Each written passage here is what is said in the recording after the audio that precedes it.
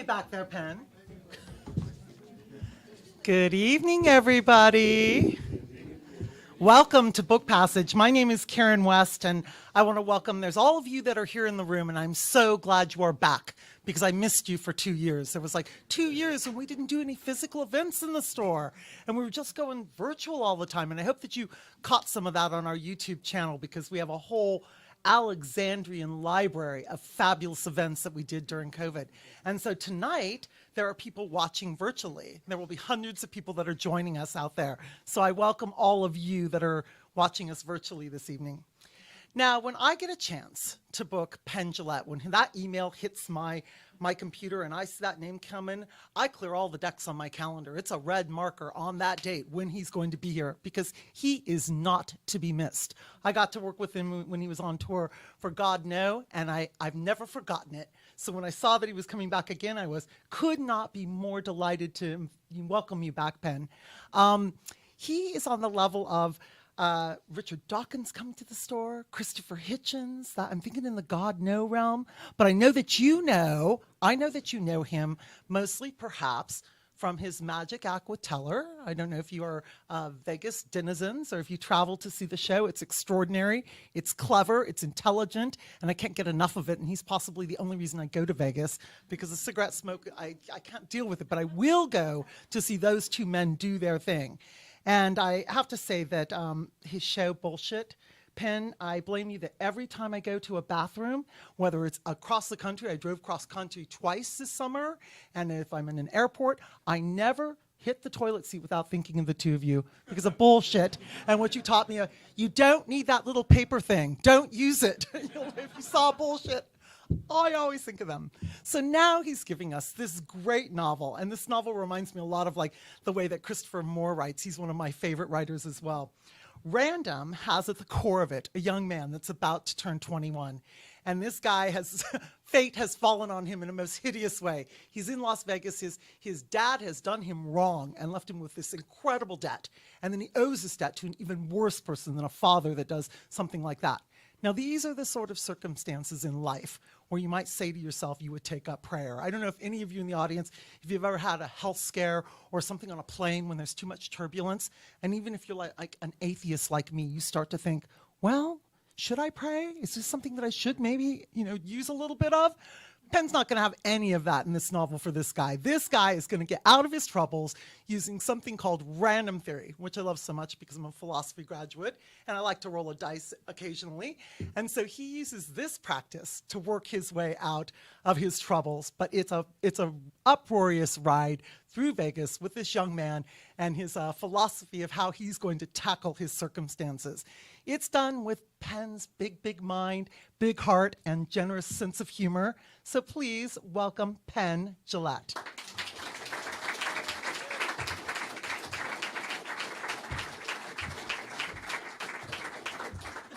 Oh my goodness, I'm bound to be nothing but a disappointment after that. But I wrote a lot of essay. I've written 11 books.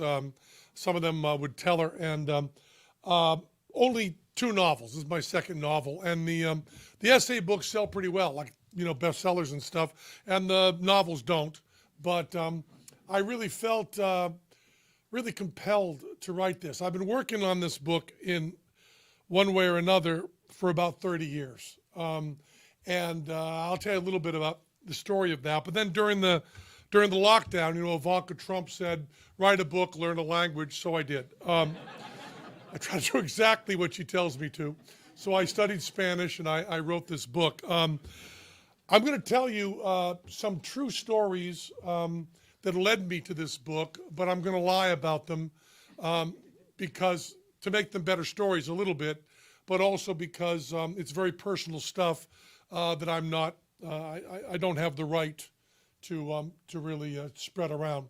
But we were doing a show in England back in the 90s, in the early 90s, and there was a person working with us in a rather high role, rather important to the show we were doing. It was a variety show starring us, and I get along with her very well.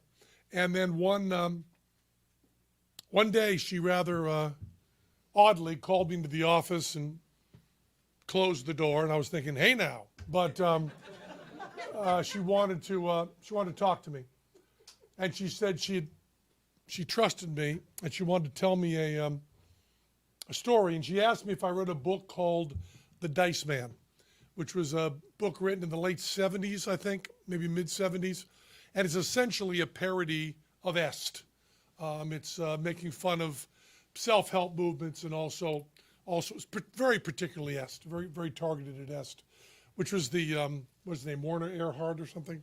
His you couldn't pee, you peed all over yourself, and you're an asshole. That was his whole speech. Very similar to my speeches, although you're welcome to pee. And I hadn't read it, and she said to me, like a reading assignment, she said, well, maybe you should pick it up, read it over the weekend. We had a couple of days off. So I went to a bookstore in London, because I was too far away from this one. Okay. And I picked up The Dice Man, and I read it, and went back, and she called me into her office again after the weekend. She said, did you read The Dice Man? I said, yeah. She said, what did you think of it? I said, well, I didn't like it much.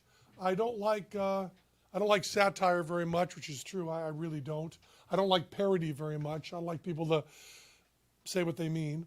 And I didn't enjoy the style very much.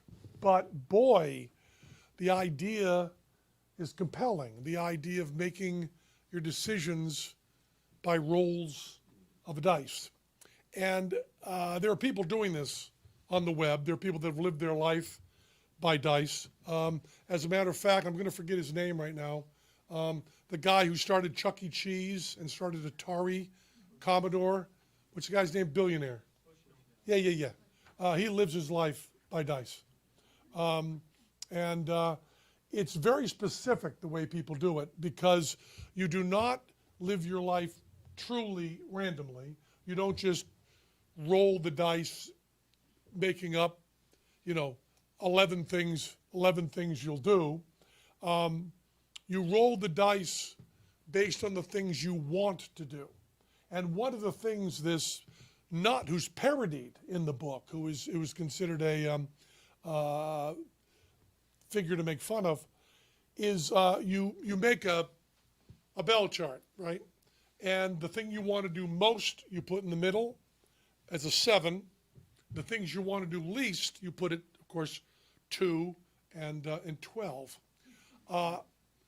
But they all have to be things you really, really sincerely want to do.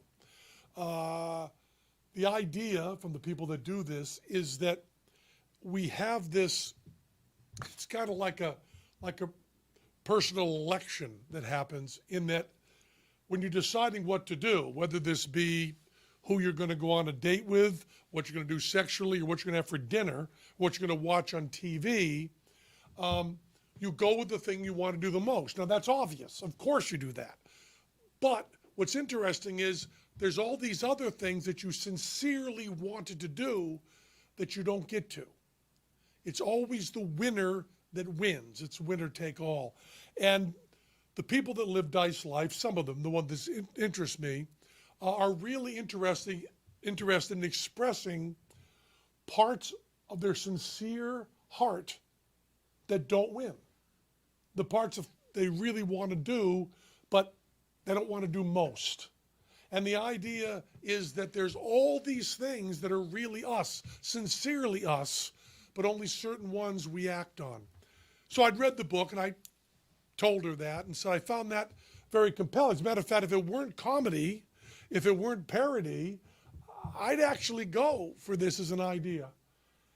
And then the whole tone of the room changed wicked heavy. And all of a sudden, I wasn't doing a book report anymore. All of a sudden, she was really, really looking at me. And she said, I wanted to tell someone this. I've been working with you for a couple of weeks, and I wanted to tell you. And I said, okay. It was one of those things where someone says they're going to tell you something, and you kind of don't want them to, because it's going to be like too heavy, and you probably have to do something.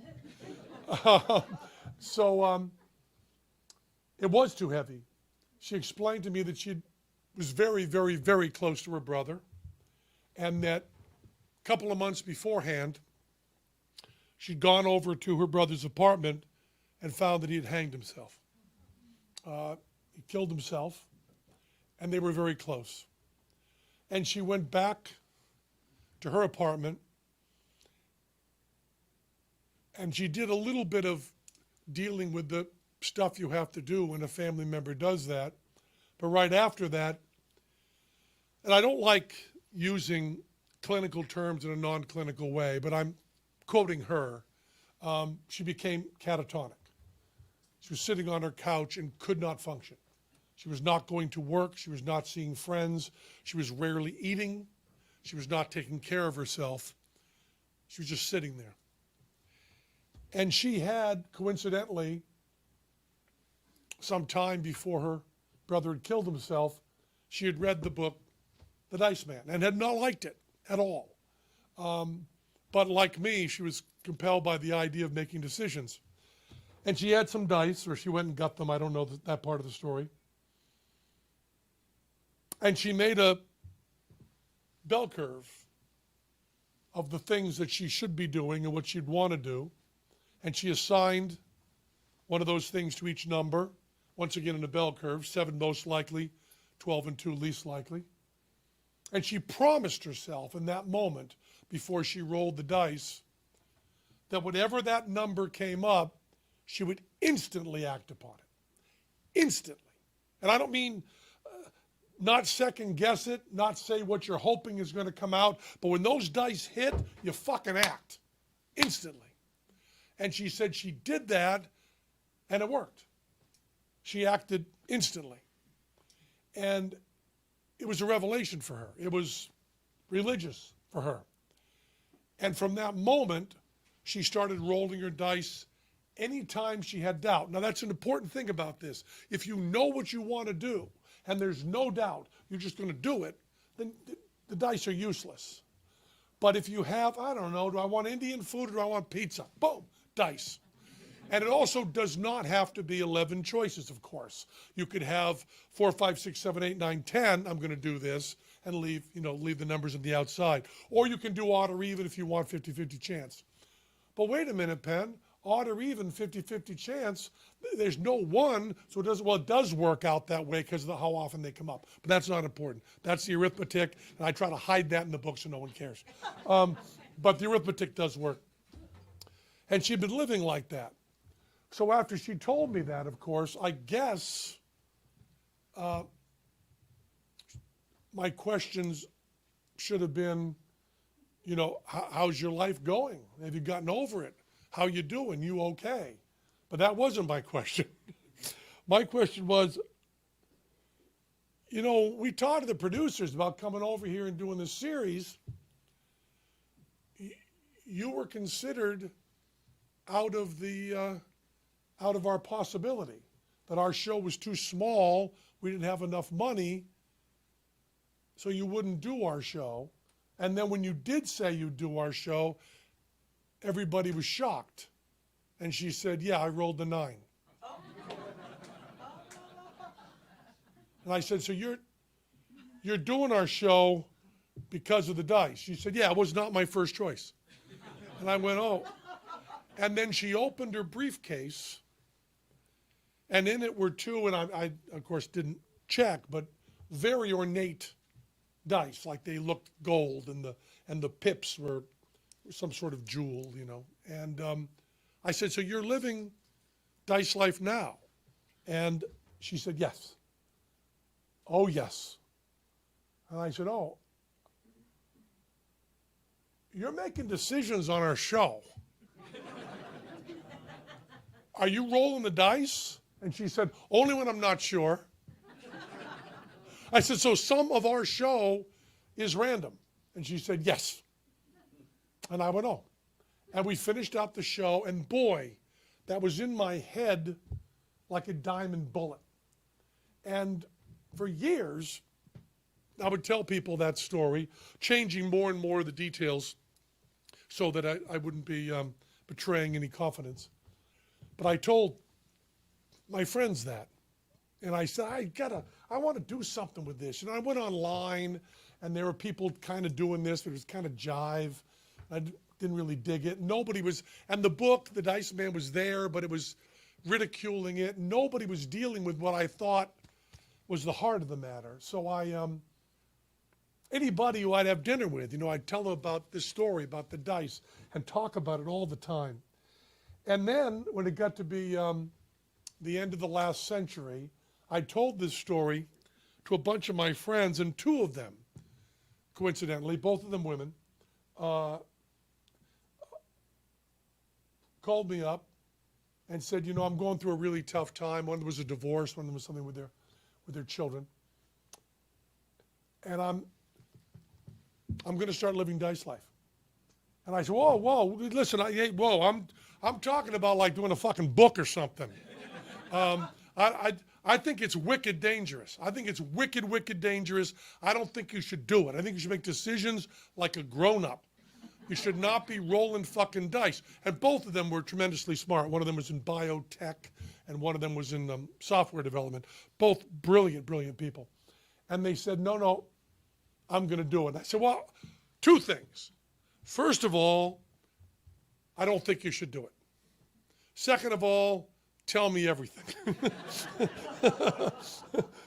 And they both did it, and they reported back like every few days.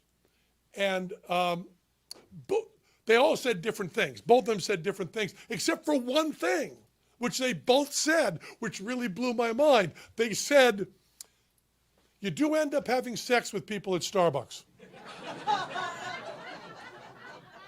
I said, really? They said, yeah. I go into Starbucks every morning, and I'd have my dice, and I'd say, a latte or a flat white, or if it's 12, I'll ask the guy behind me if he wants a blowjob in the men's room. I said, really? They said, yeah. Doesn't come up that often, but it did twice. It was great. I said, so you actually just roll? They said, yeah. And you do it instantly. So all shame and all embarrassment goes away because it's told you this, because it becomes religious. It becomes instantaneous. The other one that really, obviously the only one I cared about was having sex with strangers at Starbucks. That's the one that lives in my head. But the one that I should talk about more was one of them who worked in biotech, got up one Monday morning, was going through the list of things she had to do, and she wasn't sure how she wanted to deal with her work situation. So she gave a very low priority to not going into work, but going to Florida and taking 4 days off. Just flying down there, 4 days, fly back. Without asking at work, without getting permission, totally irresponsible. She rolled it, it came up, went to the airport, flew to Florida. Had a wonderful time, came back knowing that she would be fired. That was not the way she acts. She's very responsible. As I said, she works in biotech, she's in chemistry. She's very, very serious person. This is the one time in her life she just did that, split, irresponsible. She came back, and her boss said to her, I know you just took those 4 days off because you just needed them, and we realized while you were gone how important you are to the company, and that you really did need that time, and we're giving you a raise.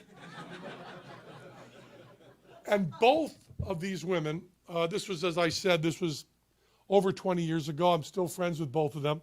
They now say that they go back to the dice a couple times a year for a couple weeks when they need to get that kind of focus or lack of focus or random or whatever they want to get into their life. They do it, and it's become a tool for how they live. And they always tell me, have you ever tried living random? And people have interviewed me on the book, have asked me if I even wrote the book random or what I did. I'm terrified of it because I don't believe in moderation, and I do things really hardcore, and I think it would destroy me. For both of the women, it worked out fairly well, and I guess you could argue, but you can never make really this kind of argument, but the woman that started this whole thing in my mind, maybe it helped her over her brother's death. We can't say that because we don't have a control group. We don't know what else would have happened. But she certainly felt that. So I carried this around with me, thinking about it all the time. And I had dice, and I kind of rolled them. I'm not going to really do it, but what would it be like to do it? And I played around with it. And I thought it should be a TV show. So I went in and I pitched it to a couple TV networks, and Showtime bought it. They bought Random as a series. And we had to do a script, and I teamed me up with a showrunner, and the meeting, like Hollywood, doesn't really matter. It's not an interesting story. They decided not to do it. And then another TV network bought it, and then they decided not to do it. So the shutdown came, and I finally said, well, fuck it for TV. I'll just write it as a novel because Ivanka Trump told me to. And so I started working on it, and I'm really happy with how it came out. I didn't set out to write a comedy book. I never do. One of the things I always say to Teller is, I guess Teller and I say to each other really, is when we were starting out, neither one of us wanted to do comedy, and I just said to Teller, I guess we'll just do the stuff we feel in our hearts and let people laugh at us. We've always felt in Penn and Teller that people were laughing at us and not with us, and we like that. It's sincere. We don't make fun of other people. We say things we really mean. And if you go through the Penn and Teller stuff in your head, you probably don't have access to as much of it as I do, but you go through the few bits you may have seen us do, very rarely, and there are exceptions, but very rarely are we being sarcastic or doing parody or doing satire. We try to say what we mean and say it in kind of a funny way. So the book, I really attempt to really explore this idea as sincerely as I can, and then I try to tell it in a funny way because I seem to do that and like that. I lay it out at the beginning. I've gone to a lot of work in this book to make the protagonist, who's named Bobby Ingersoll, famous atheist of the 19th century. Bobby Ingersoll, I go to a great deal of trouble to make him a really good guy, a really moral guy. And some of the people I've talked to, because of course now that I've written it as a book, some other TV people want to do it again. So I'm back on that treadmill to oblivion as opposed to the stairway to heaven. And as Fred Allen said, I'm back on the treadmill to oblivion. And we've talked to people, and they go, well, you've got kind of your anti-hero. It's kind of your Breaking Bad kind of guy, or kind of your, Fargo guys. And it's not. Maybe when you read the book, you'll see this guy as a bad guy, but it's really important to me that he's completely moral. And I had to go to a great deal of trouble to have someone live their life this way in a believable way and stay moral. One of the reasons I can't live this way, or one of the reasons I tell myself I can't live this way, is that I have wife, children, I have a business partner, and the Penn and Teller organization employs, how many, Glenn? A few dozen people. And so I wouldn't want to sincerely feel like I'd maybe not show up for the show that night and then roll the two and not show up. I would stick so much to the plan that I believe I would hurt people. So I've set up the protagonist so that he can be completely moral. He's young enough, his responsibilities start after he solved people's problems. So I've done that, and then just kind of follow a person who goes through this. There's one other aspect of the book that when I lost over 100 pounds, the guy that helped me, Ray Cronice, hardcore atheist, and he said to me, to get you to do all this weight, we're going to start a cult, because we know that cults work. And cults work. There's a famous story of Niels atomic bomb. Niels Bohr. Niels Bohr had a horseshoe over his door, and they asked him why did the horseshoe over your door, and he said it's for good luck. And they said, well, you don't believe in luck. He said, no, I don't, but I've been told it works even if you don't believe in it. But what's really interesting about the cult stuff is that we seem so deeply programmed to want to believe and want to have faith that it's really interesting to play around with distorting that. So when I lost all the weight, my buddy Ray said, here's what we're going to do. You're joining a cult with me, and we're going to use all the tricks that work in cults, which is you're not going to be able to talk to your friends and family about what you're doing. It's going to all be secret. You'll only talk to me. Whatever I tell you to do, you're going to do. Now, I'm telling you now that the science on this is really shaky. And about half of what I'm going to tell you is wrong, and I don't know which half. But you're just going to believe me. And you're not going to question me on anything. And you're not going to cheat even a bit. Like if I say you don't have a piece of bacon, if there's a bacon bit, you do not eat it. And it was remarkable because I did not believe he had any power over me. I knew intellectually that all of this was bullshit. And yet emotionally, at some sort of deeper level, I completely became in the cult of Ray and lost the weight. And then when it was over, we just said, okay, well, that was bullshit, but we got done what we wanted to do. And I played a lot of that into the book because one of the things Bobby does is when he throws those dice and they hit, there is never a moment of doubt.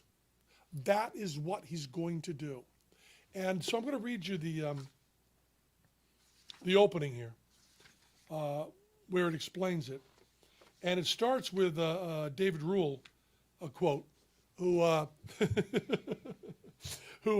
a mathematician and a scientist. And I laugh because I was interviewed by one of the first people to interview about this book at some sort of trade thing. Said to me, it's really interesting that you use the same quote in Sock and in this book. And I went, oh, yes. I didn't know I used it in both books, but it's a really important quote to me. In everyday life, you'll find that your boss, your lover, or your government often try to manipulate you. They propose to you a game in the form of a choice in which one of the alternatives appears definitely preferable. Having chosen this alternative, you are faced with a new game, and very soon you find that your reasonable choices have brought you to something you never wanted. You are trapped. To avoid this, remember that acting a bit erratically may be the best strategy. What you lose by making some suboptimal choices, you make up for by keeping greater freedom. And that's from a book called Chance and Chaos. And that's what starts the book. The theory of our game. 1, making a decision promptly is often more important than making the best decision. 2, committing to and acting with passion on a decision are often more important than which decision is made. Doubt is weakness. 3, no one can outsmart random. 4, random is dangerous. Rock, paper, scissors. Look deep into your opponent's eyes. She just threw this sequence. Rock, rock, paper, rock, scissors, scissors, scissors, paper, rock, rock. You have won 5 of these last 10 throws, including the very last one with your paper.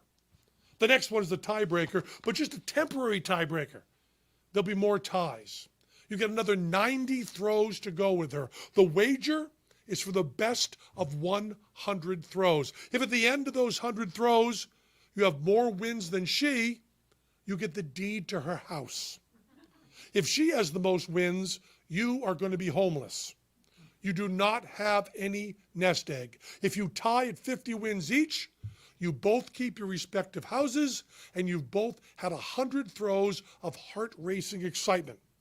You have both been alive in the here and now for about 17 minutes, more life than many people experience in a lifetime. The tempo is slow.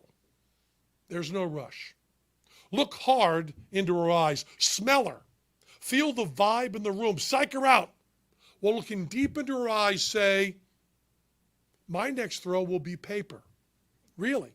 Honest. Pinky promise. Does she believe you? Are you telling the truth? What is your optimum move? What's your optimum move? Your best bet is to throw random. In the long run, random always wins. Your opponent can't figure out your process if you have no process. But you can't naturally throw random. You can't generate random. No one can. Human minds generate patterns. It's what they do. It's what we do. Humans do patterns. Some professional gamblers memorize pi starting at the 100th decimal place and use those numbers to make decisions that their opponents can't possibly predict. Random is power. Completely committing to random would be a superpower.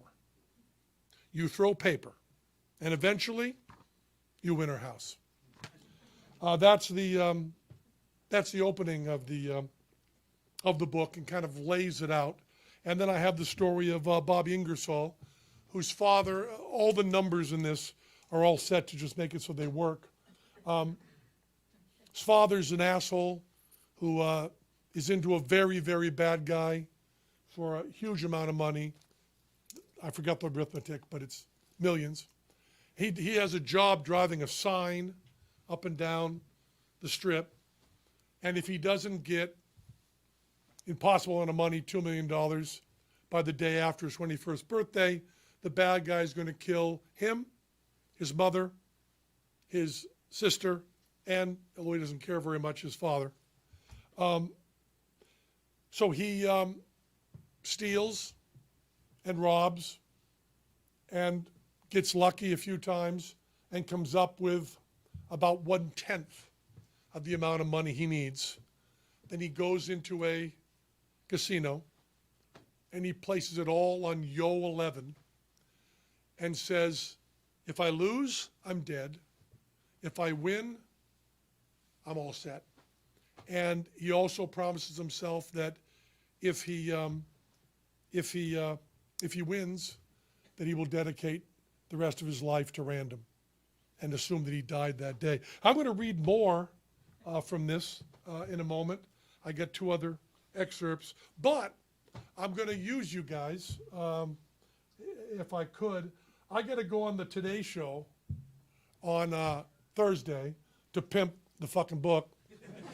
And Teller's not going to be with me, and they said I got to do a magic trick. Because, God forbid, I would just talk. So they told me that I had 5 minutes to talk about Fool Us coming back on TV, the book, Teller being in the hospital. I had to talk about all those things, and I had to do a trick, and I had 5 minutes total. So I came up with a trick I kind of know how to do. And I'm going to do it on live TV Thursday morning outside with no sleep, exhausted. So I figure I'll try it here. And if it works here, I'll think I have a chance on Thursday. And if it doesn't work here, I'll think I won't have a chance on Thursday, but I'll still go out and do it. So it's a trick that I worked out with a buddy of mine in Spain, who's a great magician named Hondro. It's a trick with dice. Now all of you are flipping out because I'm holding one die in my hand and I'm saying dice. And you're the kind of people that come to bookstores. You're the kind of people that go, die is the singular, fuck! But I have more dice. Here, ha ha ha. That's the turn. I'm going to do this trick for somebody. I'm not going to sit down. I'll just have somebody come up here. Who do I want to do this trick? You want to come up here with sunglasses on your head? What's your name? Chris. Chris. Hey, Chris. And I'm going to have you kind of, just stand right there, why don't you? So you're kind of across from me, but they can also kind of see. They're not going to be able to see because there are no cameras here. This is designed for TV. So we're going to shine. I have a box of dice here, dice being the plural. And you see I have them laid out in order, 1, 2, 3, 4, 5, 6. You see they're there in number. I don't know if you can see that, but you can see they're 1, 2, 3, 4, 5, 6, Chris. I have them in that number. And you see this is a tight little box. I found it for this. And if you shake it like a freak, any way you shake it, there's no room because the dice are square, they can't move. So it's 1, 2, 3, 4, 5, 6. And you can't move those by shaking it. It's just going to be 1, 2, 3, 4, 5, 6, right around there just like that. So now I have this die right here. Now, why don't you name a number there, Chris? 4. 4. So we're going to take the 4. We're going to put it, 4 would be somewhere on, yeah, 4 right there. Put it right there. Then we'll take this dice cup. It's a cup for dice. Even though one die is going into it, it's still a dice cup. We're going to put that right on there. And then I want you to hold it carefully. It takes a little bit of work. You have to hold that hand, and then you're going to shake it up like, hear that dice going on? Just shake it up like that. Shake it up like that, yeah. Okay, then you put it down there, just shake it. So you're shaking it up. Yep. You got it down there, and now we have 4, and then I just want to make sure it's a different number. Shake it up again, and it's a 6, so we can just keep going like that. That's a 6 right there, okay? Now we shook it up. You saw it was 1, 2, 3, 4, 5, 6. We shook this up, put it in a dice cup, and it came out a 6 right there. Now I want you to watch this carefully. They were in 1, 2, 3. You remember the order they were in? 4, 5, 6. Then you shook this up, came out different things every time. Then you got a 6. We lift this up right now. If we're lucky, I think you'll find that every one of those is a 6 right there. They're all 6, and you can see there are dice right there. All 6s, and now they're all dumped out. There you can sit down there, Chris. That went okay, right? That worked. That worked. I'll do another trick in a moment, but I'm going to read another part of this because I got to tell you, Akashic Books, which is who published this, because my other publishers said, you know, your essay books, they make shit tons of money. These don't, so we're not going to publish this one. So I had to went with Akashic Books, and they're really, really good. I'm really enjoying working with them.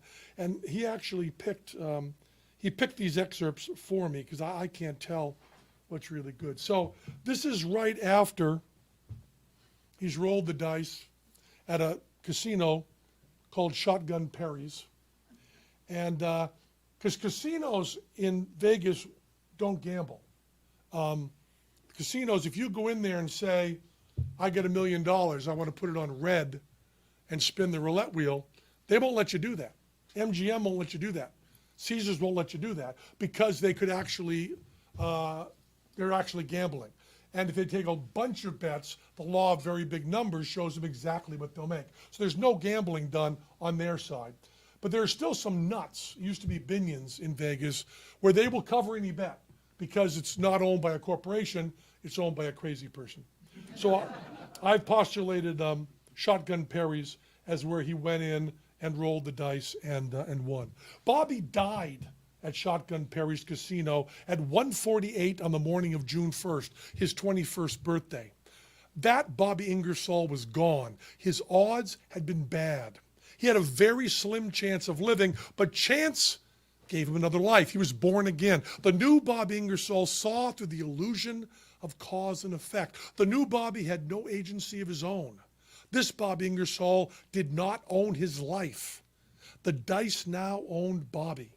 He owed his life to chance. He had a superpower under our yellow sun. Bobby knew and accepted that life was random. Bobby was enlightened. Siddhartha was dead. Bobby was Buddha.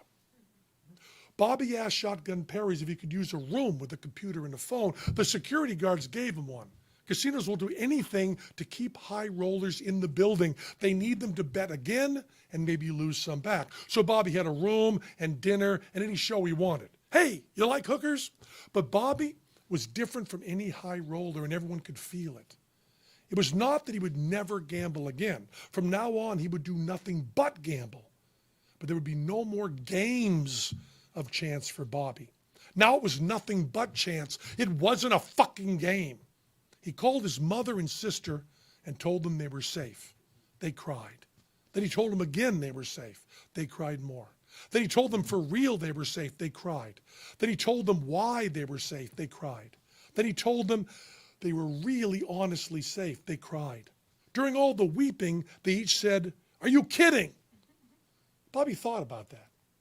He thought about if he had lost all the money and then called them and told them they were safe, but they weren't, he was just kidding. How great a joke would that have been? You're kidding. Yup, we're all going to die tomorrow. But I had you going there for a while, didn't I? Now, would that be the cruelest joke ever? Or is there a kindness in that joke? A kindness in letting them feel safe for just 45 seconds. Your mom is dying of cancer. The doctors always lowball the number of months someone has to live. We're afraid your mom is maybe 6 months to a year, and then she lives 18 months. She beat the odds. She's a fighter. They always do that. Why not? If he had lost, would he have had the compassion to call his mom and sister and tell them they were safe and give them the gift of a few seconds of hope? That would be the truly Christian thing to do. The Christian kindness to give people hope when we all know in our hearts it's bullshit, but maybe for a minute the poor doomed asshole believes it. That's a nutty kind of kindness. But Bobby wasn't lying. You're kidding, they both asked over and over. Nope. He had a pinky promise his sister, Doc. He called his sister Carolina Doc because she wanted to be a doctor since she was little. Bobby and Carolina, both Dave and Kim's children, were good looking and smart. Not smart enough to pick a better father, but smart. Bobby had pissed his smarts away, but Carolina, straight A's, perfect SATs. She wanted to go to medical school. He'd called Mom and Doc back later after they stopped crying and tell his mom he would buy a house for her, and he'd tell his sister she'd go to any medical school she wanted on his dime. That would make them cry again. And maybe he would be kidding this time. It depended on what Chance told him to do. The new Bobby was going to kid about things that no one kids about. Your cancer has gone into remission. You're kidding. Yup. He had to try that. He already knew that someday Chance would make him try that. Someday Chance would make him do everything he ever dreamed. He hung up while they were sobbing. He didn't have time to wait for them to calm down. Next, he called Fraser Ruffart. Ruffart's lackey answered. "This is Bobby Ingersoll, Dave's son. I'd like to pay off my father's $2.5 million debt. It's due today and I have the money. May I please speak to Fraser, please?" He's called Mr. Ruffart. Of course he is. "May I speak to Mr. Ruffart, please?" It's a P and then an H. It's not PH making an F sound. Right, no F. Bobby waited as the phone was handed to the boss. "Yeah. Sir, this is Bobby Ingersoll. I have all the money that Dave Ingersoll owes you. How would you like it paid?" "Cash." "Of course. Would you like to come and get it?" "I'm not your fucking errand boy. I'm not, I wouldn't expect you to, sir. Tell me, just tell me where you want it and I'll deliver it to you with a smile. You want a pizza with that?" Bobby asked the security guys at Shotguns if they knew a couple of guys with guns he could hire for 10 grand to get him safely to Trump International. Yeah. Trump International. Of course Ruffart would live at a bankrupt Chinese apartment tower with the name Trump on it.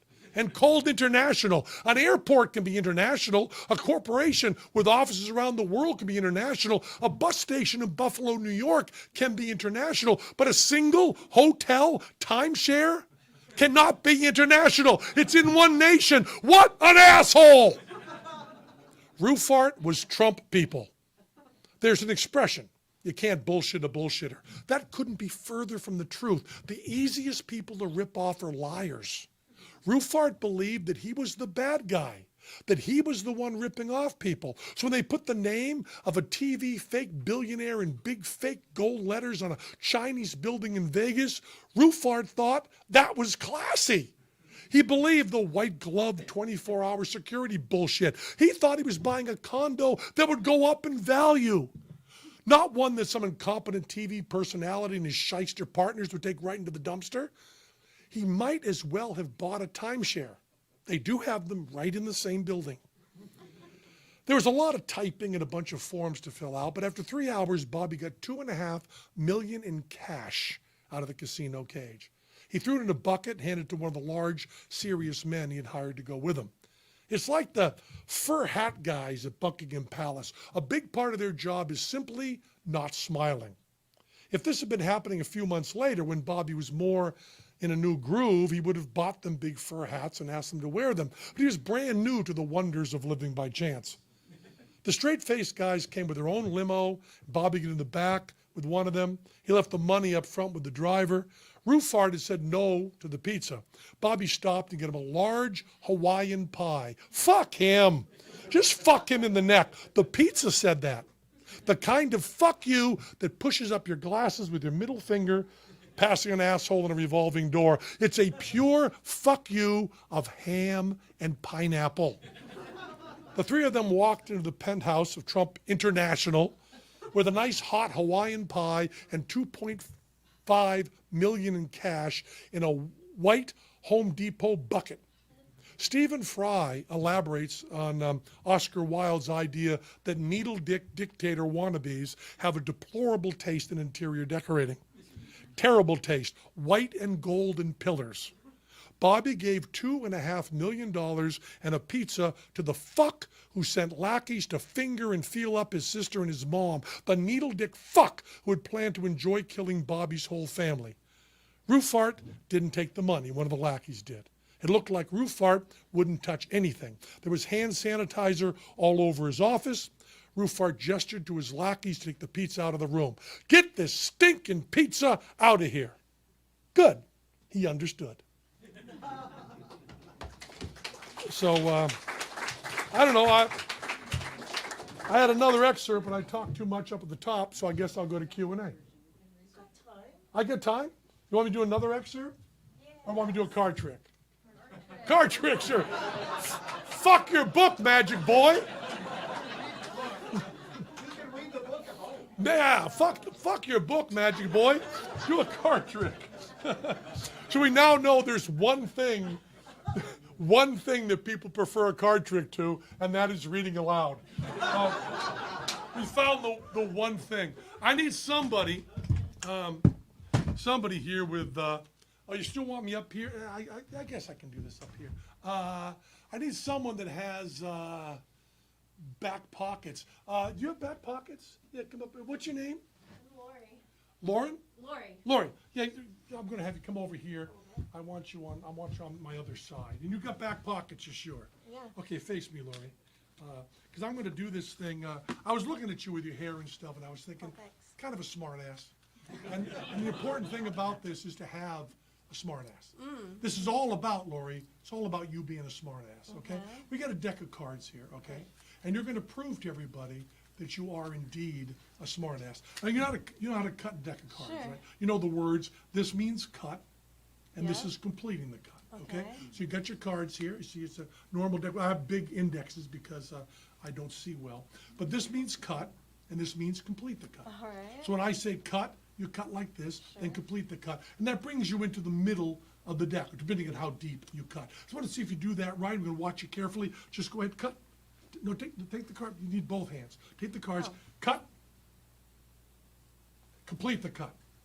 Okay, a little sloppy on that. Cut them again, cut them again, and complete the cut. Okay, I want to get this right because you're going to do that behind your back. Okay.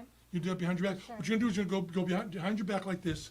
You're going to cut the cards and complete the cut. So you're going to be somewhere in the middle. Okay, cut the cards, complete the cut. You done that? No. Okay, cut the card, complete the cut. Complete. Okay, good. You can do that again if you want to stay right where you are. Good. Okay, you just barely got through it that way. Okay. Well, now you've cut the card in the middle. Take the top card, put it in your left back pocket. Okay. Now take the next card, put it in your right back pocket. Okay. Okay? Good. You got those cards in there. No one can see them, right? And then give me the deck here. Now you're going to get to keep this deck when you go away, okay? Now, I'm going to do the easy part of this trick, and you're going to do the hard part of this trick, okay? Because you are the smart ass, okay? Okay. You are going to do this. I'm going to tell you really simply that you we shuffled the deck up. You then cut them. You cut them sloppily. One time was more Yeah. like a shuffle than a cut, but you Right. mixed them up. You cut them. Then you went behind your back and you cut them. Right? I told you you could cut them again, but you didn't bother. Then you said take one card, put it there, and you cut them again, put it back in one card in there. So you have one card against your left cheek. Yep. You have one card against your right cheek. Yep. And I looked at you and said, there's a smartass. Yep. And now you're going to prove you're a smartass. I'm doing the easy part of this trick, the easy part, okay? I'm telling you that you got the 5 of clubs and the 6 of diamonds. You reach into the middle of this deck, pull out the 5 of clubs, reach into another part of the middle of the deck, pulled out the 6 of diamonds. 5 of clubs and 6 of diamonds. Here's where the smartass comes in. Think with your ass. Okay. Is it 6 of diamonds here? Yes. 5 of clubs here? Or is it the 6 of diamonds here, 5 of clubs here? Which do you feel in your ass? What is your ass telling you? Where's your ass telling the 6 of diamonds is? I think the left side. You think the 6 of diamonds is there? Yeah. Okay, so that means the 5 of clubs is here. Yes. Is that what you're feeling? Yeah, That's what feeling your smart ass is feeling? hope Your so. smart ass is feeling that. Feeling good about that? Yes. You sure? Yes. Show him the 6 of diamonds. No way. No way. Show him the 5 of clubs. No fucking way. Not the 5 of clubs. No. King of clubs. She got one right. Smart. You got one right. Close enough. Aw, thank you.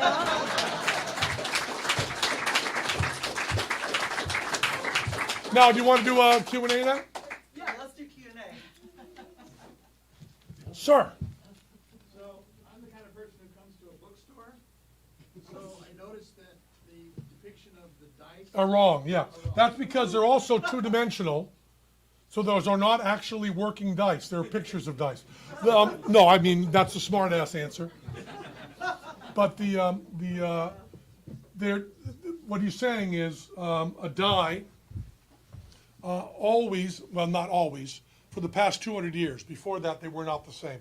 But for the past 200 years, you always add up to 7. So you got a 4 here, you have a 3 there, you get a 6 there, you got a 1 there. Every opposing side adds up to 7. And on the cover of this book, you have a 5 here and a 2 here, which means the 2 is not there. And you have a 3 and a 4 here, which means they're not there. So both of these dice are not actual dice. And my understanding of that is, I didn't do the drawing, and I think that these are not real dice. But yes, and I will tell you, it is so nice when you pour your heart and soul into a book, work on it all during a pandemic, break your heart on it, it finally comes out. And it's in the world, and the first 50 Twitter messages are, the cover of the book, those aren't real dice.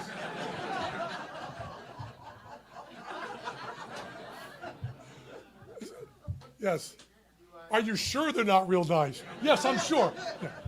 You told the story at the beginning, and you mentioned that her dice were ornate. Yeah. And they had jewels in them. And was the first thing that went through your head is such ornate dice are rarely balanced. Well, yeah, they wouldn't be balanced at all. So she's probably living her life on a skew. Yeah, probably is. But if you recess them properly, it's okay. Also, shavers, which I talk about a lot in the book, there's really no such thing. No, I guess there are, for children. But for dice that you can actually get away with, you don't ever get the number predetermined. You can't do that. What you do with shavers is you just change the odds ever so slightly. And if you know about card counting or any of that, you're not trying to win every time. You're trying to win 51% of the time instead of 47% of the time. So that kind of difference would only, over a very long time, would manifest itself. But since she is choosing different things every time, that kind of manifestation I don't think would really matter. But yes, you're right. Anybody else has the question that shows how smart they are? Yes, that's right. This isn't anything about me. I'm just curious, are you doing an audio version of the book? I have done an audio version of the book. And I know I did an audio version because I tell myself, I've done audio versions of every book I've written, not the Penn and Teller books, but the books I've written. I've done audio version, and I promise myself that I'll remember when I'm typing the goddamn book that I got to read it. And there's like 2 things in here where I go like to diseases and shit, and there's a really long word that I can't say. And the problem is, it's my goddamn book, but you've sold it to somebody. And then the audiobook people give you a boss. And you go, that's good enough. And he goes, no, let's get it right. And then the asshole has like a dictionary in front of him, and part of his homework is that he can pronounce it.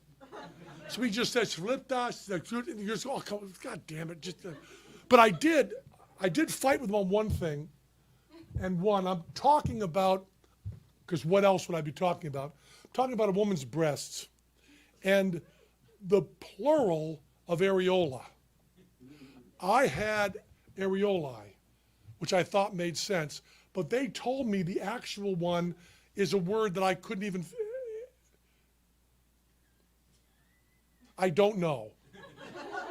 But I read it the way he wanted me to, and I said if I were listening to this audiobook, I would not know I was talking about tits. And if there's one thing everyone should know, it's that I'm talking about tits. So yes, what I was trying to say there is yes. Is there another question? Yeah, we're there back. I don't know if you've heard of this, but I went to a party once with a bunch of music majors, and we made music that night with dice. Yeah. So aleatoric, Uh-huh. and we would roll dice, and there were choices for the sound that you would make based on on the dice throw. And we spent the whole evening. I was the one non-music major there, and we made a little concerto out of throwing the dice and different sounds. I've never heard of it before, and I was curious if you had. Yeah, there was a whole movement. It was in art, and it was in music, and it was in poetry. And William Burroughs, a lot of Naked Lunch is written that way. And David Byrne and Brian Eno, some of the stuff on Stop Making Sense, they actually did cutting up. And there's a term for that. It's not actually dice, but it is random. Has cutting up in it, but there was a whole movement of that, and there's always poetry and always stuff going on, and it's really fascinating.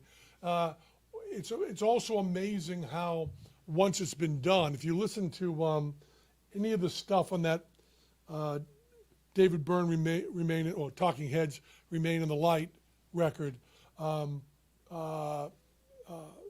This is not my beautiful heart. And the way go by, let the water. I don't know what that song that is. Day go by, let the water.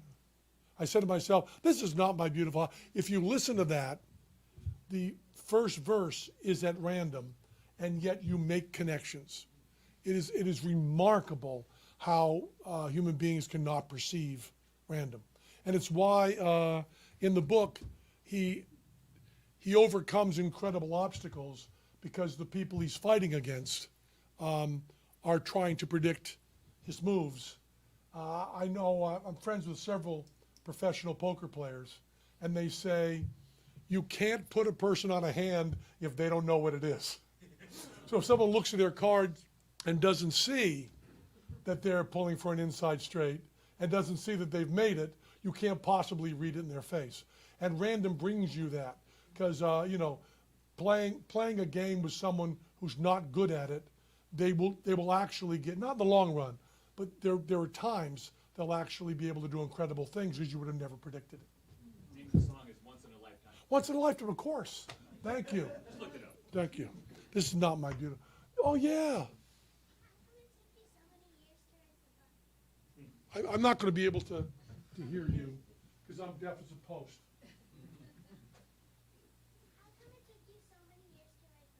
Okay. How come it took me? How come it took me so many years to write the book? Laziness. Well, the reason is it didn't take me that long to write the book. From the moment I sat down to type it to the moment I finished it was probably, what was it, Glenn, like, oh, Glenn left, he got bored. What was it, Glenn? Probably like 7 months? Something like 7 months when I actually started on it. But when I get ideas, I don't get ideas with a venue in mind. I often write short stories that turn into Penn and Teller tricks, and sometimes things I think are going to be Penn and Teller tricks turn into short stories. So I had clearly in my mind that this was a TV show. So I worked on the TV show a lot, pitching in Hollywood. And every meeting you take in Hollywood is 2 months of your life. It just takes it away, crushes your soul.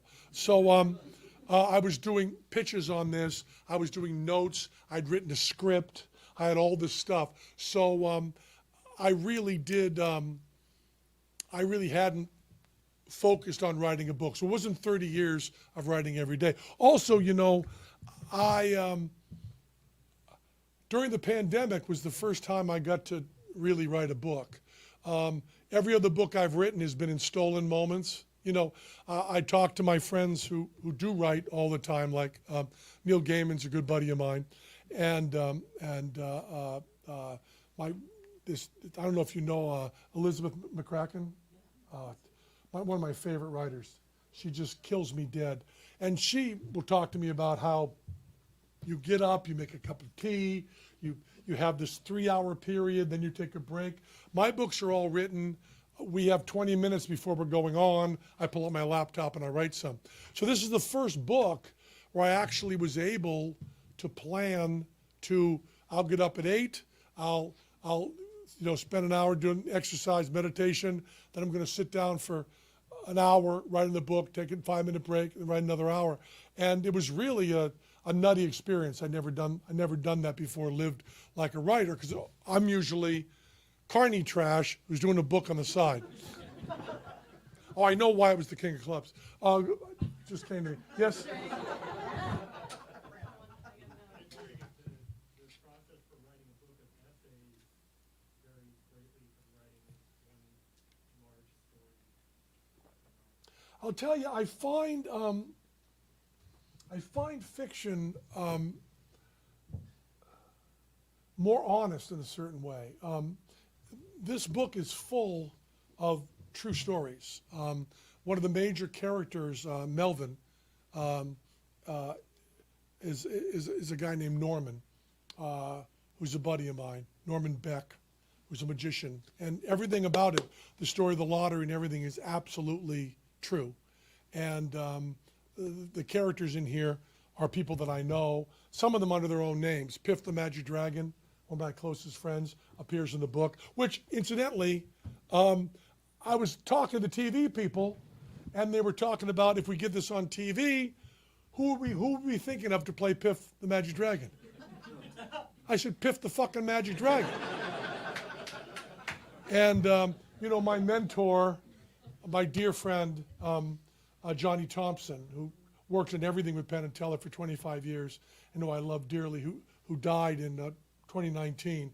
He's in the book as a real character, and he's alive in this book, because goddamn it, it's my fucking world, he lives.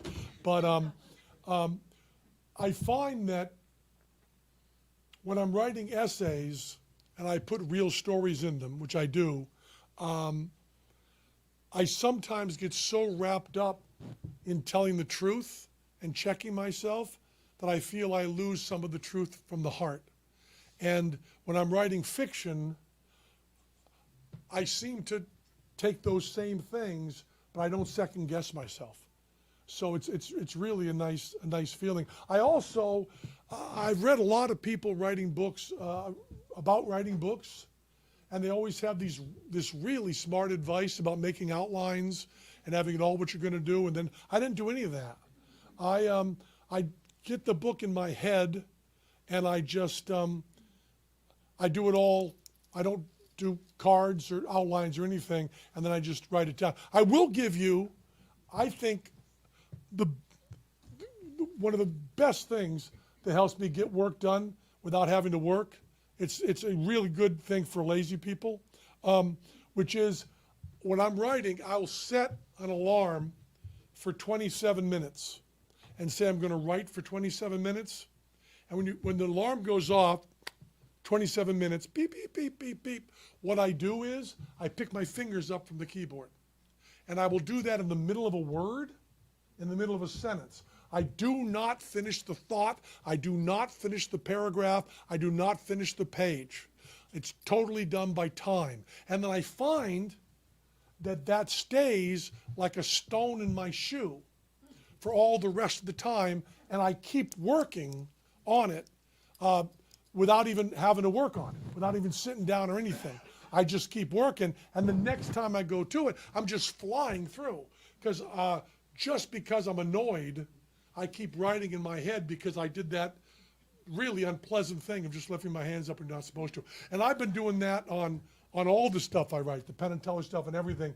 Teller and I, when we're rehearsing now, we'll set an alarm and just walk away.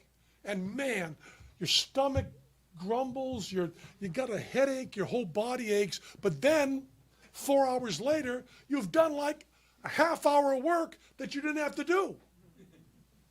Money for nothing, chicks for free. Yeah, I just rolled the dice in my head and snake eyes came up, so I thought, all right, I'm going to ask the question. Can you explain why the king came up instead of the 5? It's because I was working on the trick coming over here in the car, and I changed one thing I shouldn't have changed. And I forgot that I changed it. But I changed it to make it a little bit better, and I made it better by fucking it up. Which is the name of my next book. I made it better by fucking it up. You know, you gave a few examples of women who had decided to go the random route. And I was trying to think What Starbucks are they in right now? Is that your... I was curious about the motivations. I got a sense that it could be because there is this almost religious or fatalistic attraction to randomness. But then there's also this mathematical sense that maybe, you know, mathematically it makes sense and it actually, we're better off. Or maybe it's just because I want to default and not have to make a decision myself. Like, is it a little bit of all three of those? It's all of those. It's all of those things. It's all those things. They also told me something else that was really funny. They said that when they were living Dice Life, whenever their friends would say, where do you want to go for dinner? We can't really decide. She'd reach for her dice and they go, okay, Indian, fuck it. She said, you scare everybody into being very decisive. Am I done? Do you want to do another? What do you want to do? I'll do whatever you want. What do you want? Tell me. Get their books signed. Okay, Almost good. Everybody here has a book signed. He is going to personalize, and we'll take your camera and take a photo.